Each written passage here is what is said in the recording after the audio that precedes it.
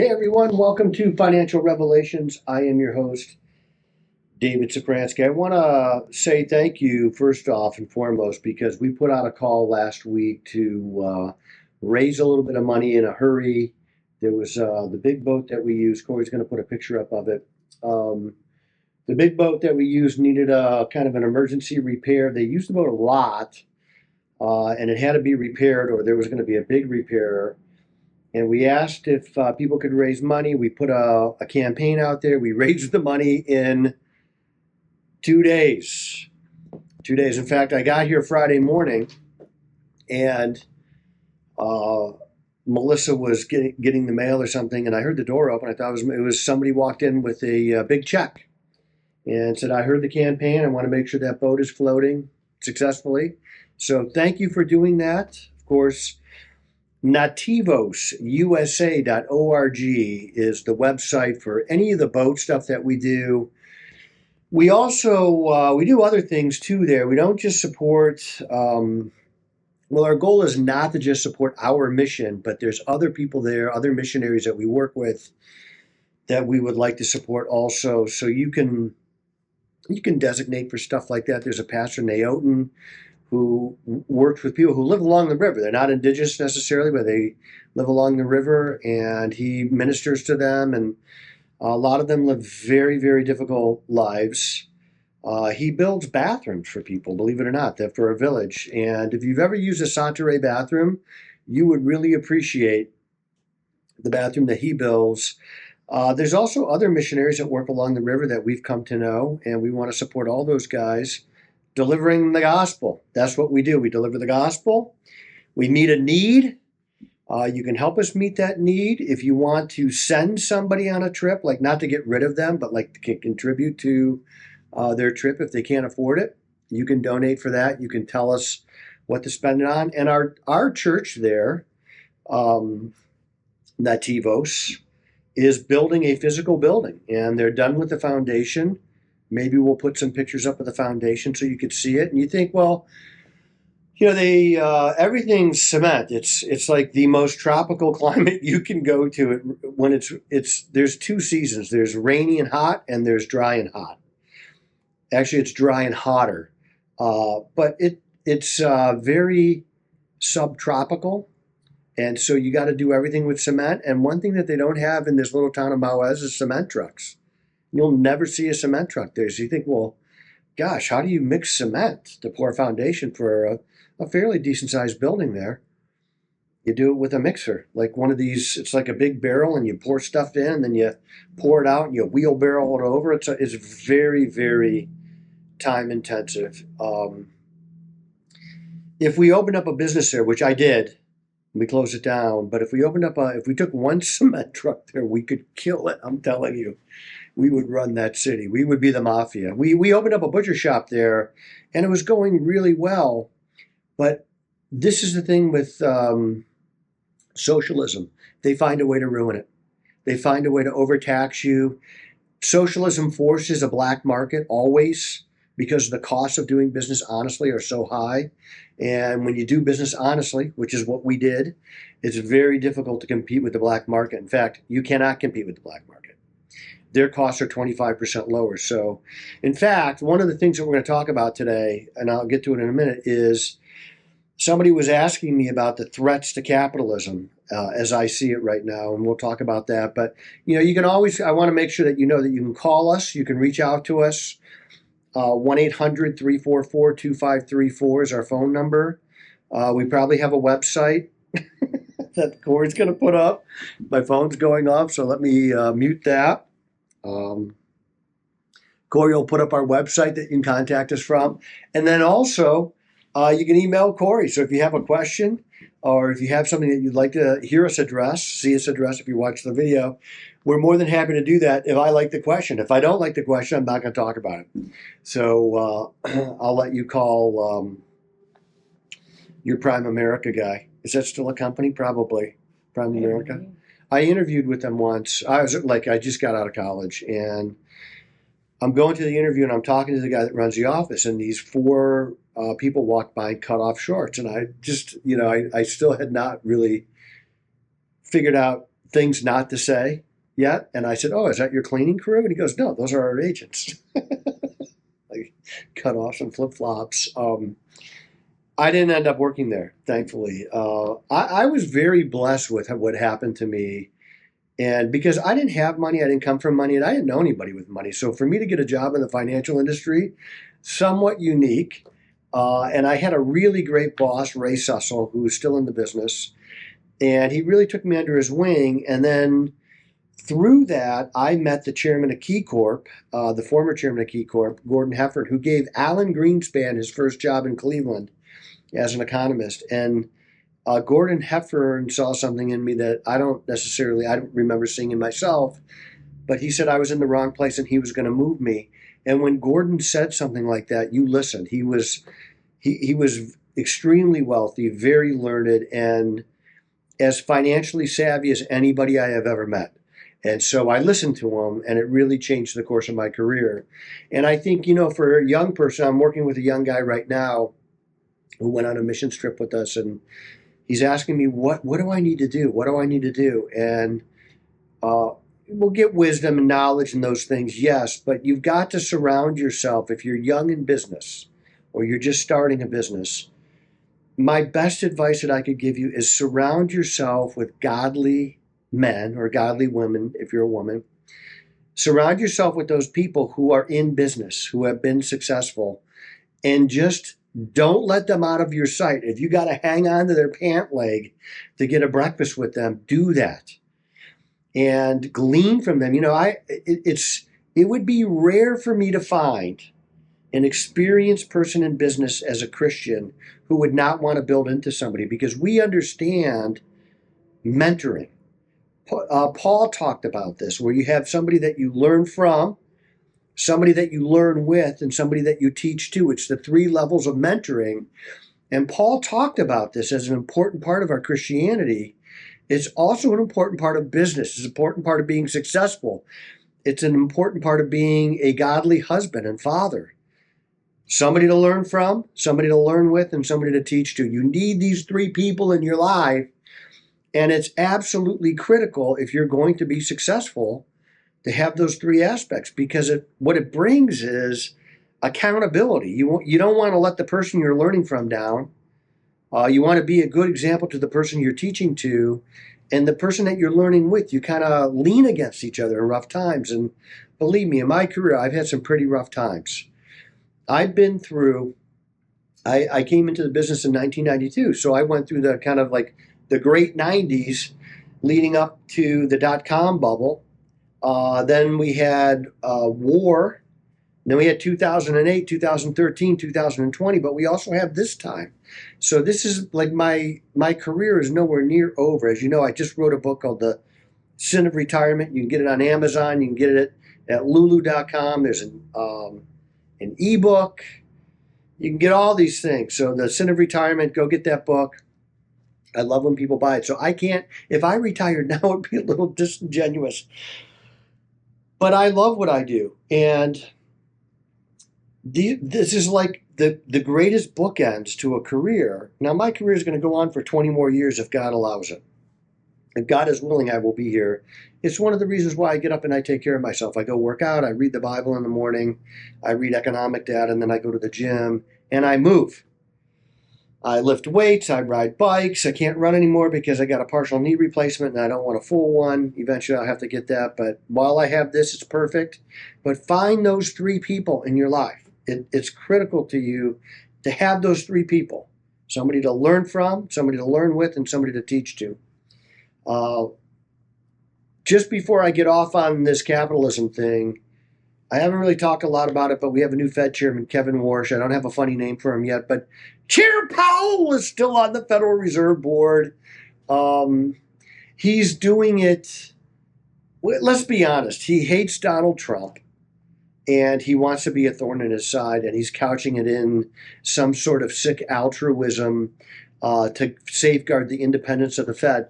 The Fed's never been truly independent. And I'm going to give you an example. Not Alan Greenspan. It was president in the 60s after Kennedy. Lyndon Johnson. Lyndon Johnson, a very well-known racist and difficult person, kind of gruff, big guy, invited his Fed chairman to his ranch.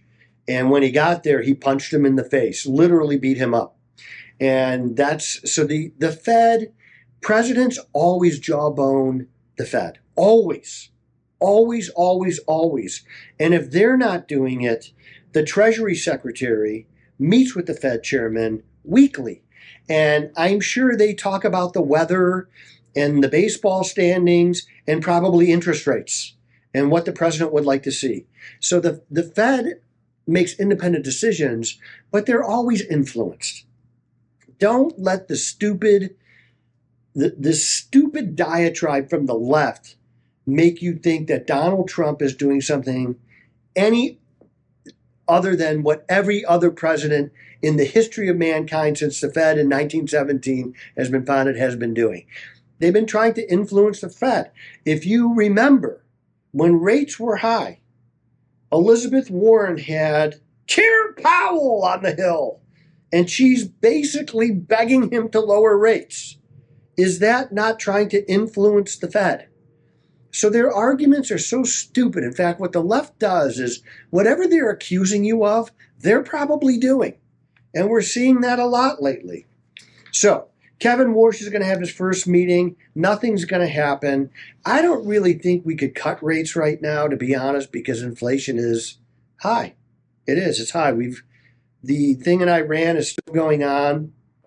Iran apparently has walked away from peace agreements. That's okay. We're bankrupting them. We're strangling them financially. We're choking them out. And now we're going to go back and kill them some more. And I'm all for that. The IRGC leadership, they would use a nuclear weapon. And I've long believed that they wouldn't necessarily use it on Israel. They would blow up the Middle East. And because you're seeing what happens when there's just an embargo in the Strait of Hormuz. Nothing's moving. We have it blockaded. They have it blockaded. It's way worse for them. Make no mistake, it's way worse for them financially. It's Iran's lifeline is oil. That's it. Have you ever seen a car made in Iran? No, you haven't. What do they make? They make I don't know what they make. They foment terror. That's oil and terror are their two biggest products. And we're killing the terror people. I mean, if we unleashed Israel again, the whole IRGC would be killed. And that's what we should do. That's what we should do. We've come this far. Can't leave with a bad deal. We're not going to leave with a bad deal. And they're probably going to leave without their heads, is what's going to happen. So apparently the gay Ayatollah is still alive, hopping on one leg. We could fix that. We'll fix that for him. And we're going to go and get him. So Kevin Warsh is not going to lower interest rates this month and probably not next month. Now, if you get cessation of this blockade and you see oil back down to $60, which would happen relatively quickly, it's not going to go to $40, but it's going to go lower. There is a regional risk premium on oil right now. We don't even use that oil. We don't even need their oil. And our oil is expensive because if that blockade doesn't open up, other countries are going to use our oil and it's going to shrink supply. So Kevin Warsh, but if you get that blockade unblockaded, then you could see rate cuts. Absolutely, you could see rate cuts. And is it going to go back down to where you can get a 2% mortgage? No, we don't need that. It's not healthy for the markets long term. What it does is it encourages over-risked positions. And that is the thing. That's what happened in not the great financial crisis, but 2000 in the dot-com bubble. So I got the question this past week, the greatest threats that I see to capitalism right now.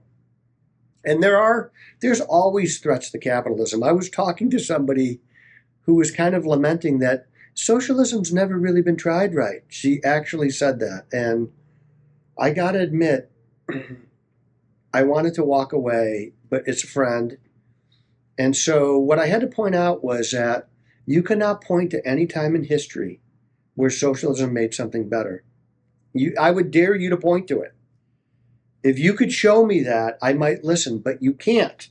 And I think there's always beeping going on in my office.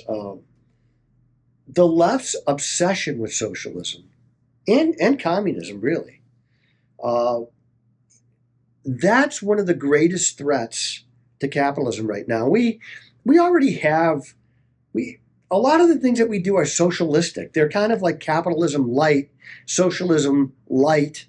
They take away from capitalism. Whenever you put a safety net under the system, that's socialism. Now, I understand we don't want to see people and kids starving in the street, so we have safety nets.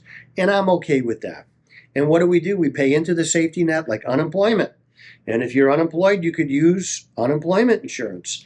You could use Medicaid, is really socialism.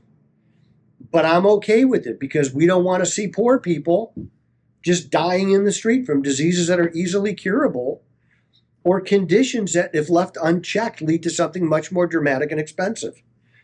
So we've accepted these things. But the left's obsession with socialism is really, I think, the biggest wealth tax. You're seeing a lot of wealth tax right now. And that is a tax on unrealized gains. Now, we already have that in some sense with property taxes because some little weaselly person from the city government or the county government drives by my house and says, I think that's worth that now, and so we're going to tax it on that value. Well, that's a tax on unrealized gains. They should tax me on what I paid for the house. That's the tax. But no, they don't do that. They come out and they say, well, we think your house went up in value. Well, the greatest tell on what somebody's willing to pay for your house is what somebody's willing to pay for your house. That's the only one. It's like, what's the greatest poll in politics? Elections. That's the greatest poll. That's the only poll that counts. And the only value that counts is what somebody's willing to pay for my house. Up until then, it's a guessing game. So we already have kind of socialism, but that's not enough. I'm going to tell you what I think the left pushes on us that is really socialism under a different name. It's things like climate change. Climate change, they want you to believe. And me, now, I've never believed in climate's always changed. I just don't think it's man-made, and I don't think we have any effect on it, nor do I think we could lower the temperature. But the left wants you to believe if you pay several trillion more in taxes, they could lower the Earth's temperature by 1.5 degrees. This is the same government that couldn't launch a website for Obamacare. But somehow they're going to be successful at lowering the Earth's temperature via windmills, which are the dumbest thing ever. Windmills don't even create the energy it took to create them in their lifespan.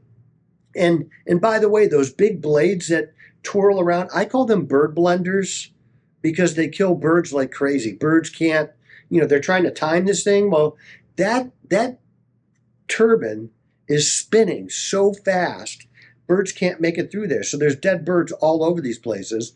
Now, do I really care about dead birds? If they were Canadian geese, no, I don't care. I'd kill all them things if I could. I have a laser that I shoot at them at night because they wake me up. I live on the lake, and I go out there and I laser those things. Doesn't hurt them, but it gets them to fly away and bother somebody else. But climate change is socialism. It's just in a different name. They want to tell you what to do. They want to tax you, control the dollars. Did you know that one of the Obama girls, and I don't like picking on politicians' kids because they had nothing to do with it, but from USAID, she got $2.9 million to write letters to pen pals. $2.9 million. Just thought you'd like to know. DEI, diversity, equity, inclusion, socialism.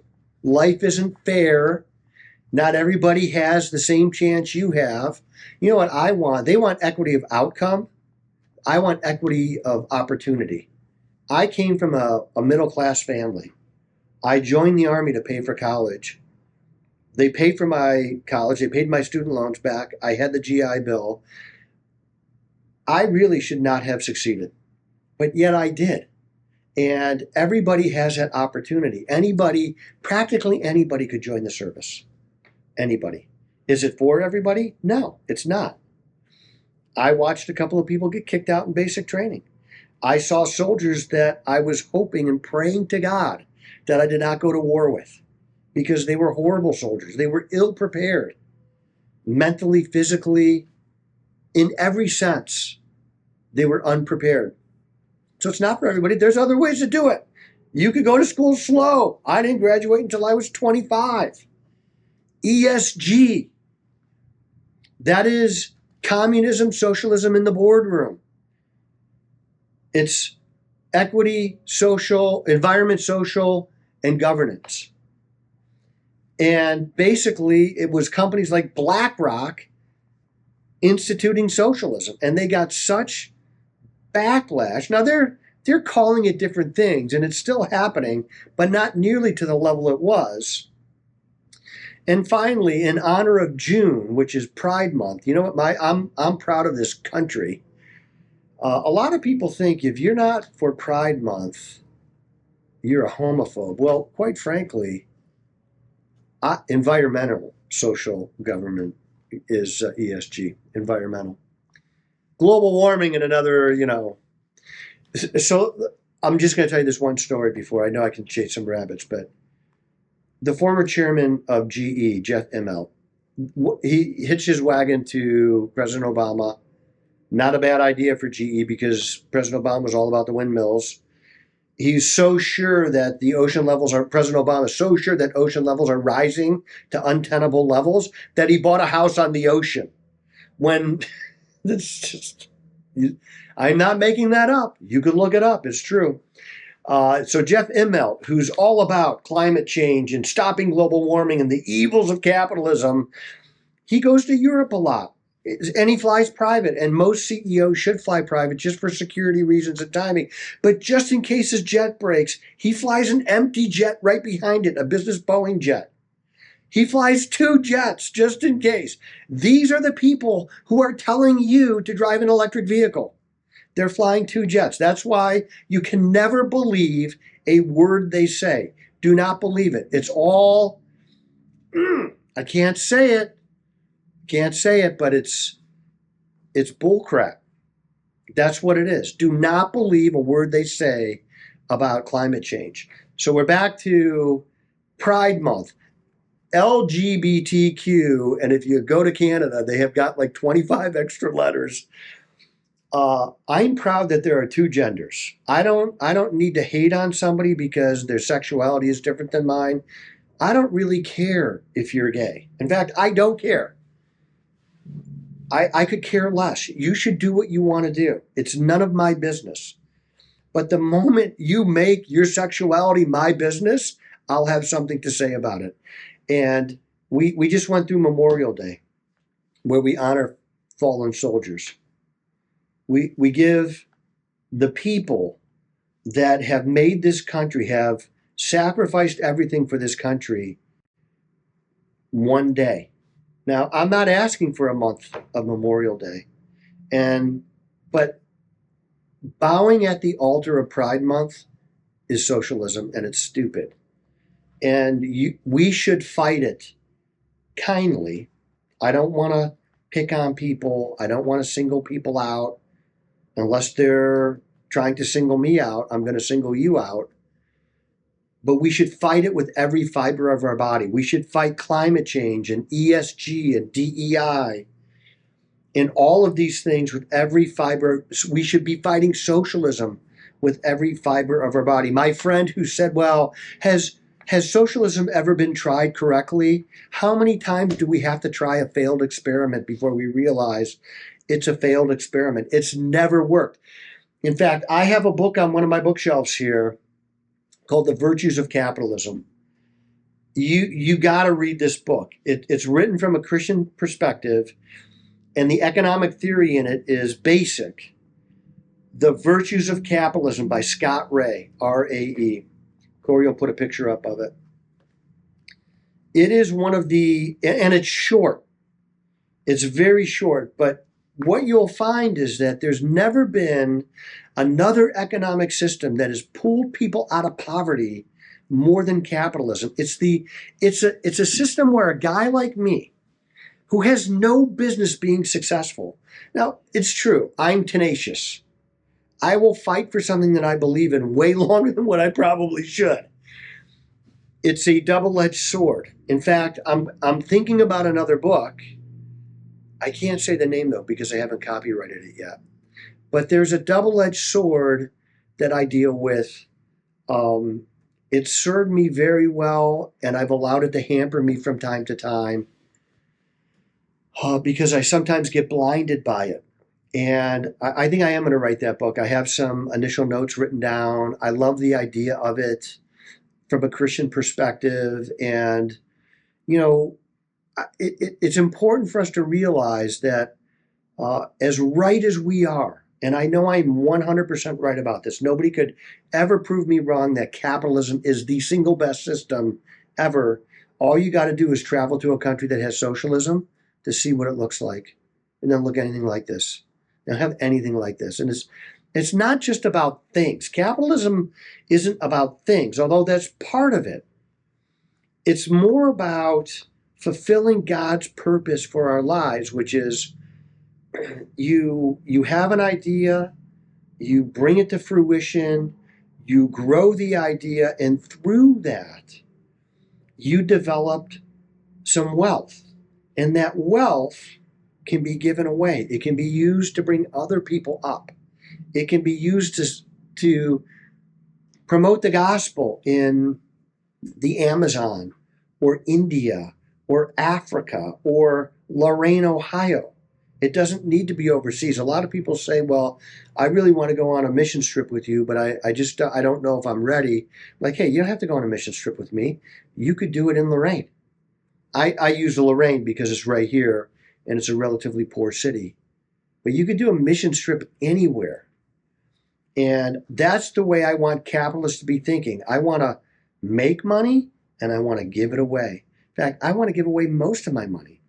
Now, it is biblical to leave your kids an inheritance, which I am going to do. We are doing that, my wife and I. But that's not the only people we're leaving it to. I want that legacy to live on forever, and that's what capitalism allows. Socialism doesn't allow that. If you go to Canada right now, you could see a failing experiment in socialism, and it's failing for sure. Without us, Canada is dead. 75% of Canada lives within 1 hour of the U.S. border, and there's a reason for that, because they want to be around this. Capitalism is the place where you build walls to keep people out. Socialism is where they build walls to keep people in. All you got to do is look at Germany after World War II. Look at Russia. Now, that's communism, but they're so close to one another. Ideas go to die in those two economic models. They're not even really economic models. They're more like dark abysses of human carnage. That's what happens. Your ideas die. People don't live as long. Your medical care sucks. They ration medical care. In fact, in Canada right now, I just read an article about a guy who had chronic back pain. And so he went to the doctor and they suggested suicide, assisted suicide, and that's what he did for chronic back pain. Here, you'd get a surgery. Now, I don't know that it would work, but we're not suggesting suicide. Remember when Obamacare was first coming out, we were talking about socialized medicine and then we were talking about death panels? Well, they actually have those in Canada. And also, Canadian bacon sucks. And it's not bacon. Corey's going to put up a picture of Canadian bacon versus American bacon, and you'll see the difference. If you've never seen Canadian bacon, you would know that it's a lie. Socialism is a lie down to their bacon. They got to lie about their bacon. We got bacon, and I like it extra crispy if you ever make me breakfast. So those are the main threats. And what you're seeing right now is the left is moving way further to the left. Look at this guy from Maine who's running for the Senate, Grant Plantner. he had a Nazi tattoo on his chest, and it wasn't just a Nazi tattoo, but it was the tattoo that guards at concentration camps got as kind of like a mark of pride. And they're calling him the nipple Nazi because he also had pierced nipples in all of his pictures. But they have an actual Nazi sympathizer. They'll call you a Nazi because you don't love Gay Pride Month. Or they'll call you a Nazi because you voted for Donald Trump. But they have an actual Nazi sympathizer, and they're supporting him. That's the insanity of the left. That's how far the left is going to try and garner a vote. Or this guy, James Tallarico in Texas, who's running for the Senate, he said, what's the greatest threat that you see right now in America? He says, the hate going towards transgender youth. They have not got the memo that America does not want transgender boys competing in female sports. We don't. It's not hate. It's a boy. Remember when you pick your kid up for college? Remember that whole speech? I'm not allowed to say it again. My wife made me promise. It was funny, though. I know. I got a lot of good feedback from it. That's who they're nominating. The left is moving even further to the left, even further towards socialism. That's why we, as Americans, America's guardians, and that's who we are, we got to vote. Don't get complacent. We're going to need 3 terms of this administration. Donald Trump can't serve 3 terms, but Marco Rubio and J.D. Vance can. And I've been watching these guys, especially Marco Rubio's in the press a lot more because they don't hide the vice president, but he does other things where he's not available to the press all the time. It's totally normal. They're not hiding J.D. Vance. But Marco Rubio is really sharp. He would make a great president after J.D. Vance. And we really need to get time and distance away from the stupidity and the insanity and the sheer idiots of the left. They're idiots. In fact, I don't even think you could be a Democrat and be a Christian right now. I don't think those two are congruent. And I know some people hate when I say that, but they're so anti-life. They're so anti-normalcy. It is not normal for a 12 or 16-year-old kid to be transgender. It just isn't. Look, if you're an adult and you're transgender, you have a mental illness. If you're 12 and you're transgender, your parents have a mental illness. And it's not normal. Now, there may be kids that are like that, and I don't want to hate on them, but it's nowhere near what we're seeing right now. These numbers are just so far skewed because of the press. And if you look at state by state where kids are transgender, the most liberal states have the most kids transgender. That's not an accident. It's brainwashing. They're brainwashing their own kids. That's how much you cannot be a Christian and be a Democrat right now. Now, are there Christian Democrats? Sure. You know, one of the biggest surprises I've seen lately is actually John Fetterman, who you remember when he was running for the Senate. He had a stroke. He's a senator from Pennsylvania. He wears hoodies on the Senate floor. And we're like, this is not decorum. Well, it turns out that he's the most normal Democrat there is right now. He's against the guy in Maine, the Grant Plattner. He's against transgender boys. He's like a Republican. He's a conservative. They're trying to flip him so he'll caucus with Republicans. And really, he probably should, because I wouldn't be surprised if the Democrats primary him. I think he's probably got 2 more years. I think he's probably 2 more years before he's up. So we'll see if he gets a little bit more liberal as he gets to election time. But he doesn't seem like he's that kind of guy. So those are the greatest threats to capitalism right now. It's the weirdo left in general. That's who it is. That's why we got to vote. We got to stay purposeful. We got to stay on the ball. And you got to tell other people about this podcast. That's why you got to like it. I'm sure there's a thumbs up button somewhere on your browser or whatever, like that podcast, let other people know about it. I am David Szafranski, a real American, a true red-blooded gun-owning patriot, and the voice you can trust.